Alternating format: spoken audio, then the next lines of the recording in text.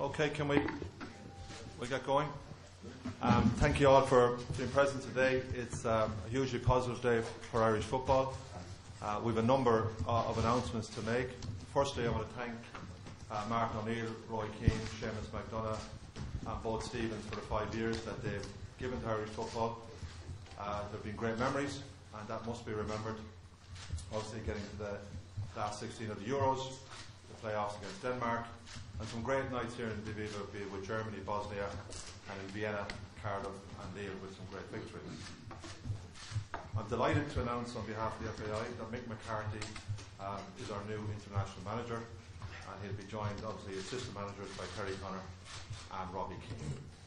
Mick is our second most successful manager ever, next to Jack Charlton, having achieved 2 playoffs in his time and reaching the round of 16 in the World Cup in 2002. And we are delighted to have Mick McCarthy back as our international manager. Further announcement today is that Stephen Kenny will commence as our under-21 manager. He'll be responsible for all underage men's teams, and Rude will expand on that later, as well as Stephen at a press conference tomorrow here with Rude. And after the Euros in 2020, Stephen will take charge of the senior international team. Mick, Ruth and I will now deal with any questions in relation to that announcement.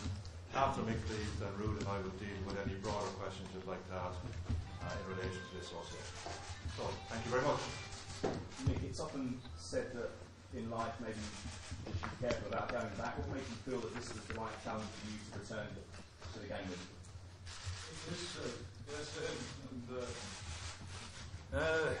Well, we'll see, won't we, whether it's a good decision to come back, and if, when, how we qualify for the Euros and how successful or not I am. But I was never ever going to turn the chance down to come back and take the job. And it's been mooted on a number of occasions.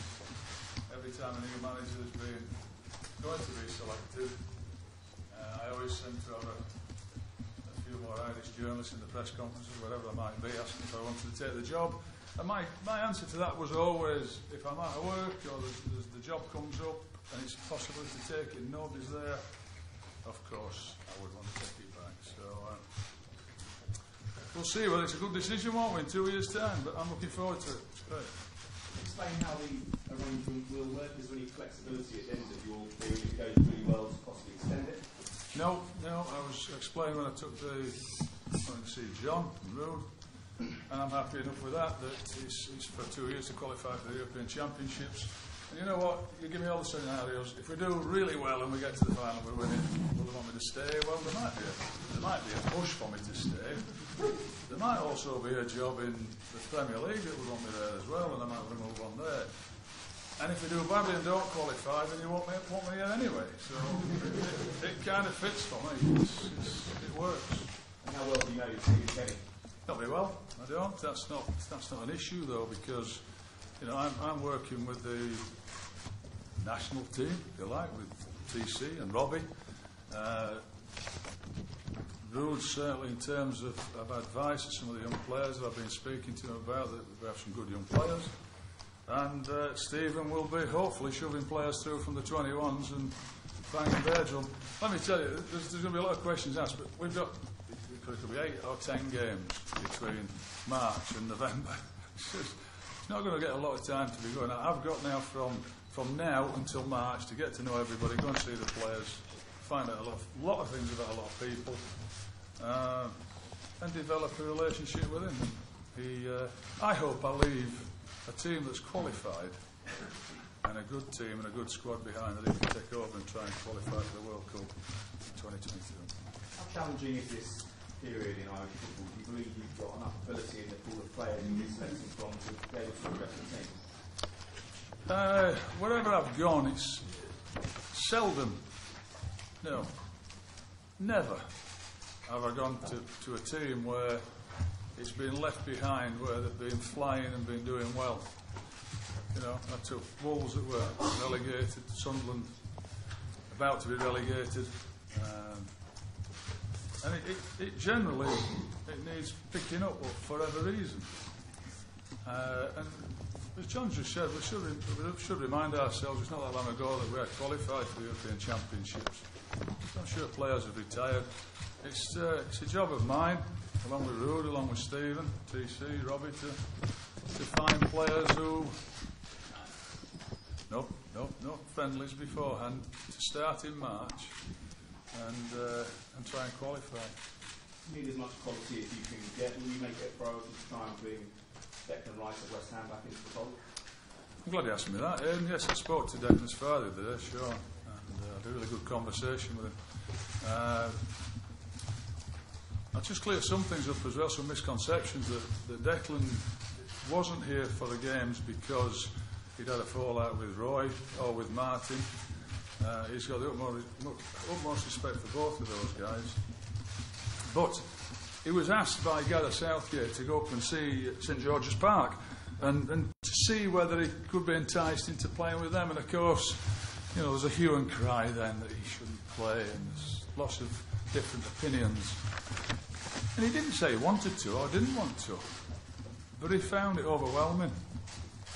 And I remember saying myself, you should perhaps just get in the West Ham team and just, you know, take a back seat and see how he's doing. Well, he's got in the West Ham team. He's doing well. And I'm going to go and speak to him in December when his father's around and sit down and have a chat with them both. Harry Arter alluded to not being really comfortable in the squad at times. Is this going to be a job in some ways, probably as you mentioned in previous clubs, possibly unifying the team? Well, Ed, there's been enough press coverage on that to me to know why. Well, no, I don't believe everything I read. That's the reasons why. Well, I'll be speaking to everybody, you know, all the players. I've got to. And with not having any games, I've got a chance to go around and watch them, speak to them, find out what their thoughts are, and try and, if he's feeling uncomfortable, try and alleviate that and make him feel comfortable and wanted to play in the team. And you personally, how have you changed as a manager in the last 20 odd years? I've certainly lost some hair. Got older, wiser, I think. I have a bit more perspective on life. I tend not to fall out with everybody as quickly as I did before. I realise you guys have got a job to do, which I've worked in the media. I'd like to think the experience that I've gained since I was here the last time, I've won the league twice, been in the Premier League for 3-4 seasons. Can I sit and tell you what I've learnt? No, I can't hear, but I think I've learned something anyway, that's for sure. It's obviously inevitable that Arsenal was brought up from time to time in favour of a very successful era for the country you managed, obviously, in a successful time as well. But how important is it that everyone now moves on from events of Saipans to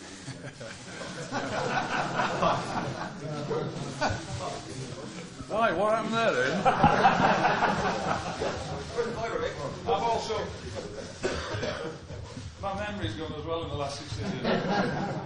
You know, I honestly believe that both my career and Roy's career should be remembered or should be determined by that, because both had successful playing careers, him an unbelievable one, far better than I.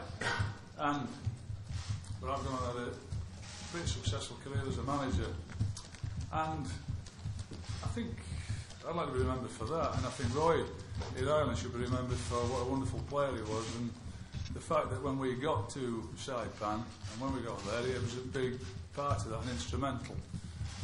And I have the utmost respect for him for that. And so if people want to talk about it, good luck, but I won't be answering any more questions about it.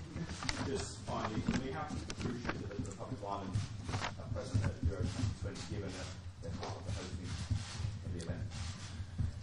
Well, I've got to say it's vital, isn't it? Yeah, it's, listen, if I was taking whatever job for 2 years, it's kind of vital that I qualify. But as I said before, if I do and we do it well, then I can hand it on to Stephen. That'd be wonderful. If I don't, and we don't do it well, then, you know, people might not be glad to see the back of me in terms of how I work and the atmosphere that I create and the thing that will be left behind. But ultimately it's results that count. If we don't qualify, then I guess I'll be off and Stephen might be taking it early.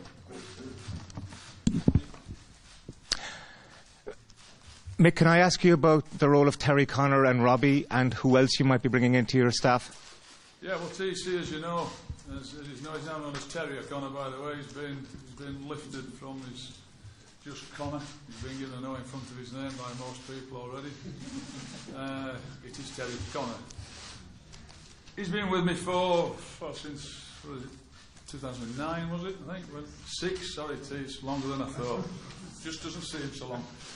When Taff left, and Taff who was here with me, was such a wonderful assistant of mine and saw me through my formative years, to be quite honest. And TC took over, and we couldn't see the join, which was nice, because I never thought I'd have to say that.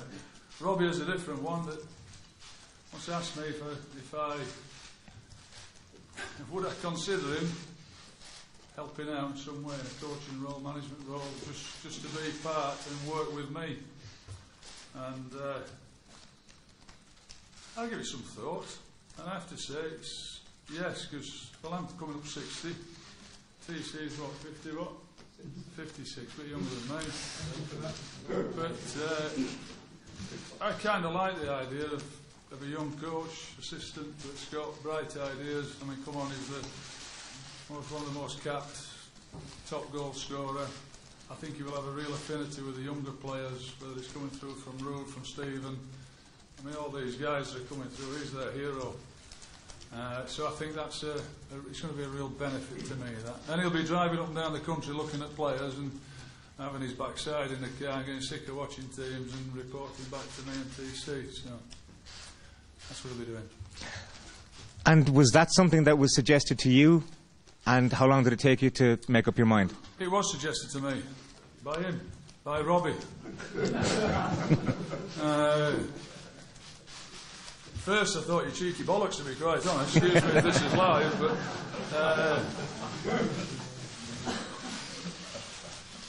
but he is cheeky, played cheeky, then he was impudent. He was the bloke that got in at 18, I gave him his debut, and I just think there's more to him now. He's serious about his football. I always loved his football. I thought when he sometimes used to clap him in training, some of the things he did.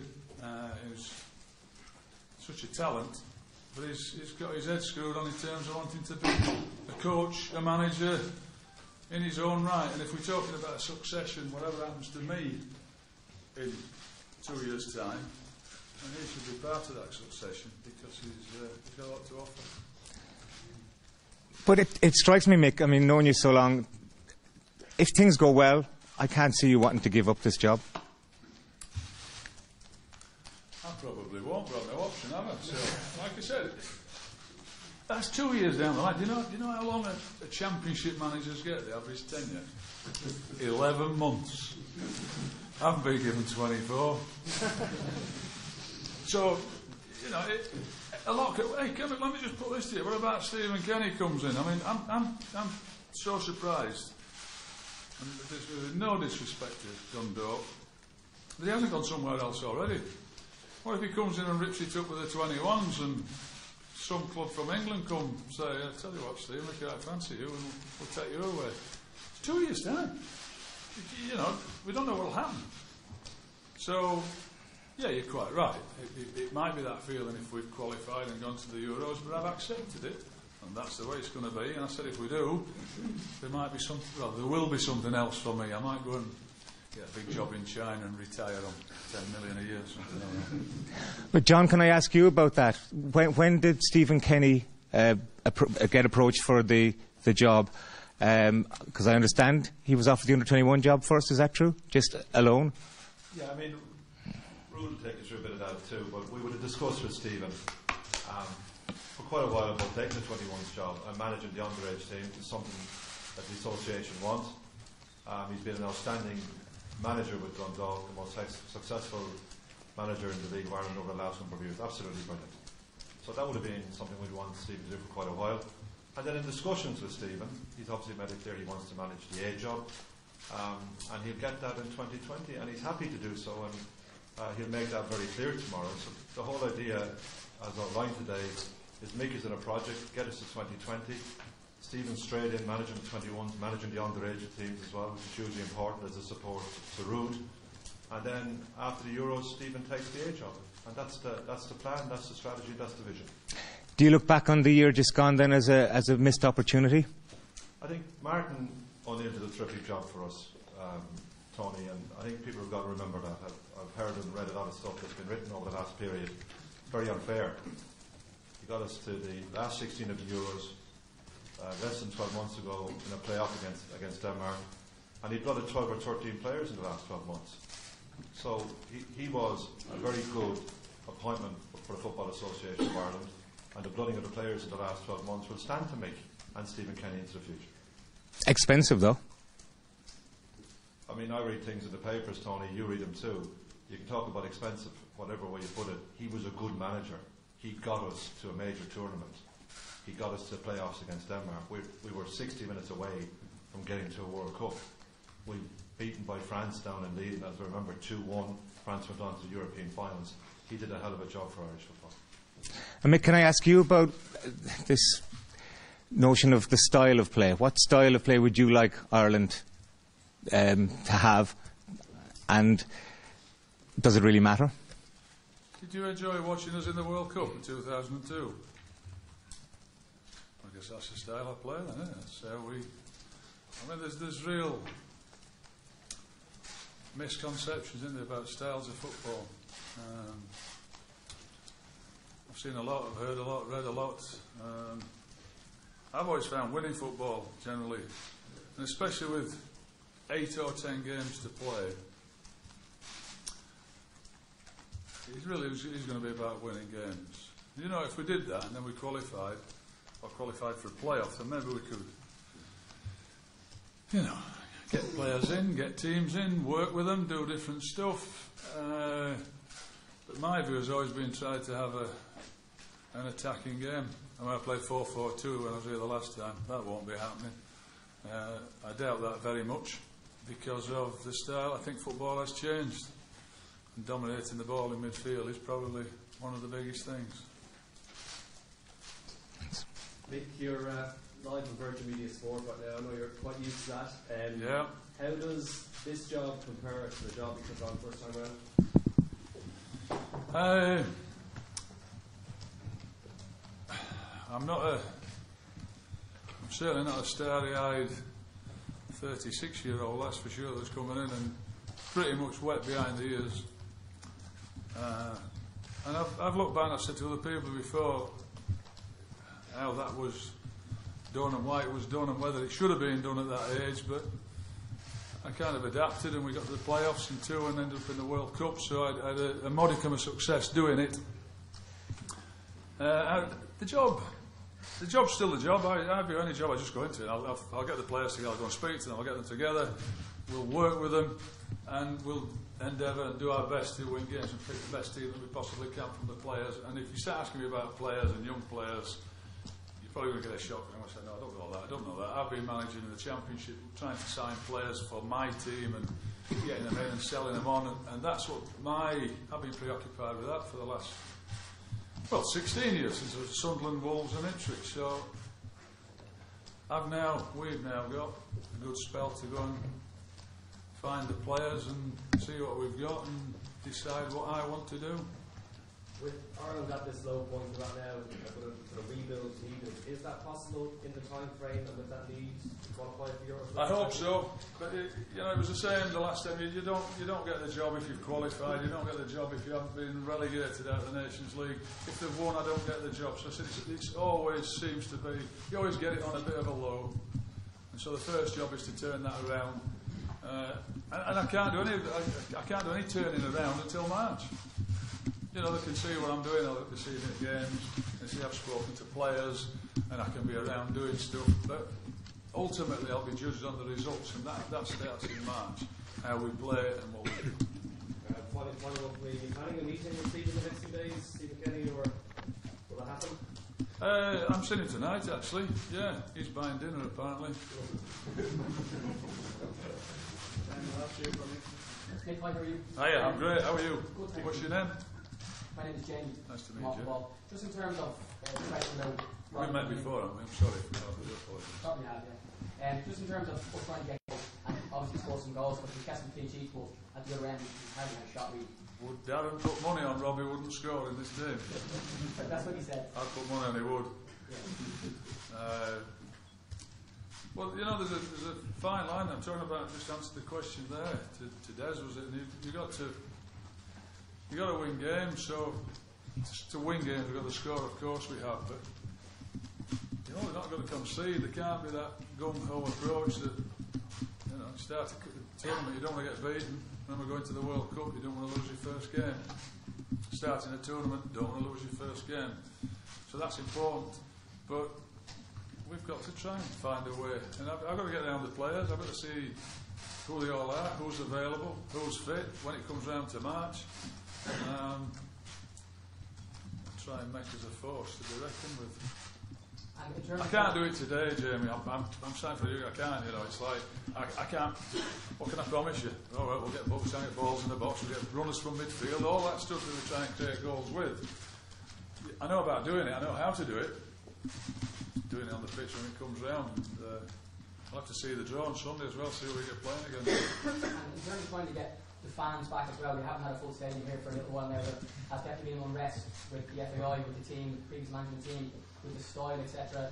We do need to try and get this stadium rocking again and support it back. And I'm sure there'll be a big crowd here to see your first game back. But just a word on that, trying to get the fans. Look, without them, it's always been such a wonderful experience. In that as a player, walking up the steps at Lansdowne Road and the tingle on the back of the neck and the anthem. As a manager, it was the same. And I was talking about playing at Lansdowne, playing against Spain when we beat them 1-0, and I think it was an own goal. I've still got a photograph at home. I'm crushing Butteragaino's hand, and he's sort of smiling at me. I think he was grimacing at me. And we made the place an intimidating place. It was, we had some really good years and great games, great times, and we did have it rocking. And it's my job to try and get that going again. It's important that we get the fans back on side. I hope it's a positive today that I took over. We played good football the last time I was here, and we had some really good results. I'm not sure if you'll speak to Roy, but is Martin somebody you plan to speak to about his views on the team? He's just let you'll do one enough. I might let that sit for a while. We haven't got a game. And you know, sometimes I'm old enough and wise enough to make my own assessments. And I've done it with players in the past when I've been scouting players. I ring somebody up for an opinion, and maybe I'm signed because of that opinion, and I maybe should have done, and I've been put off. So, we've been around a long time to know the players and to look at them. And I'll be watching the games that's gone past, and I'll be watching the opponents as soon as I know who they are. And I'll make my own assessment, but I would imagine, well, I know it will be, Martin will be feeling a bit raw, so I'll leave him alone. And you're probably right, no, I won't be speaking to Roy. And just finally for me, your thoughts on the draw next weekend to be there with your FAI hat on and hoping for an easier draw this time, because obviously it could be very difficult as well. Of course, that's never easy, is it? When I turned up for the World Cup draw, and that was supposedly a group of death, and we got through it. I'll be turning up full of excitement, the fact that I'm now the manager. I'll be taking the team for that tournament, and I'll have my fingers and toes crossed and hoping we get a really favourable draw, whatever that is. I don't know. Pleasure. Let me ask you, if you make the statement come to mind, you don't have allergic to a handful of home-based players who are championship level for certain. Who says that, sir? Stephen. Well, the championship players for certain. I've managed the championship for 20 odd years, and I'll tell you, it's a tough old place to be. However, my point is that these players aren't going to be back in action until March, due to the nature of the league over here. Essentially, they're ruled out of the opening qualifiers. Have you a strategy of what approach you're going to take to the league over here? No, because you just alerted me to that fact. So until I speak to Stephen tonight, and he can tell me, then maybe we can have a strategy towards that, whether those players can get. But it's that'd be an interesting one. That wouldn't it? 5 or 6 players that come straight into the team for a qualifier that we've got to get up and running in March. I think I really ought to see them first and judge them for myself.